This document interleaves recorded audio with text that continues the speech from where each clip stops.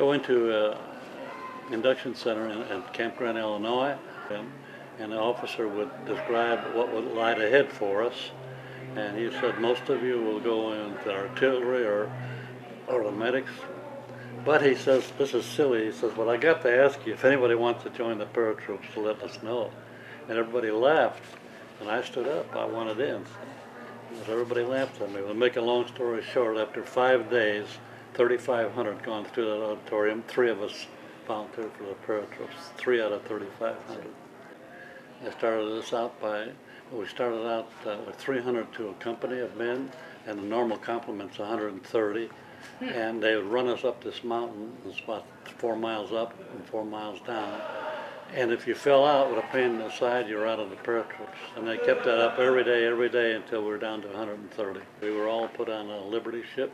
But one of my buddies, we never were real close, but we were good friends. But it happened as we were going under the Golden Gate Bridge to go overseas. We were sitting at the stern, and Bill said, Jim, you got to throw a coin in the water as you go under the bridge. That guarantees you'll come back. We both threw the dime under the bridge, but it only worked for one of us. Theoretically, we were in reserve, and we got a battle star for it, though we never did any fighting there. We were more or less waiting to be seen where we would be needed. And so finally we were put in boats, and we were brought up to the island of Leyte in the Philippines. And then came the most exciting thing, and what the History Channel show was about, the Los Banos raid. There was a Japanese prison camp, all American and British civilians. These were people that were picked up by the Japs in all the islands right after the war started. And then word came in that on the morning of February 23rd, they were all going to be executed. And our general found out about it, so he told the G2, Colonel Mueller, to rescue him. To make a long story short, 123 of us jumped on the camp. There were 246 Japs. We killed and ran off 246. We saved all 2,147 from being executed. And the biggest problem was we were 25 miles into enemy territory. So while we were waiting, one of the attorneys decided, well, he's going to get more than one suitcase. If they could take all their belongings, we couldn't make it in 2 trips.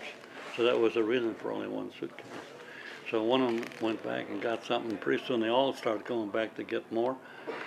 And Lieutenant Ringler got mad, so he said, set the barracks on fire, and that way they can't go back. That'll solve the problem. I went into this one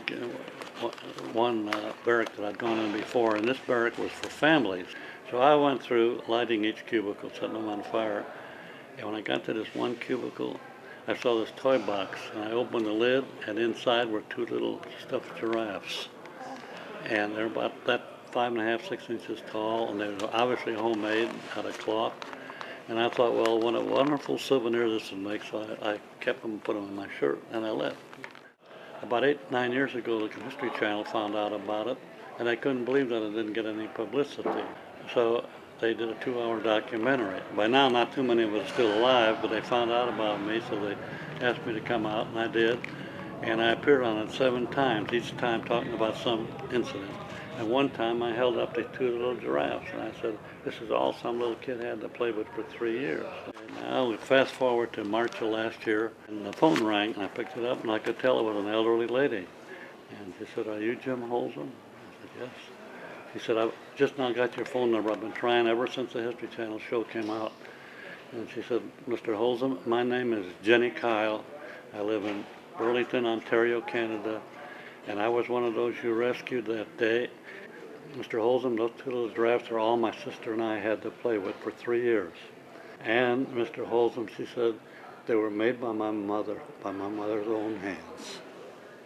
And she told me later she was going to ask me to send her a picture, but I knew what she really wanted. So I stopped and I said, look, we just moved into this house, and they're packed away in the garage, in a box in the garage. But before the week is up, they'll be in the mail to you. And she called me about 4 or 5 times that month to tell me how happy she was to get those 2 little giraffes. She said, always said, made by my mother's own hands.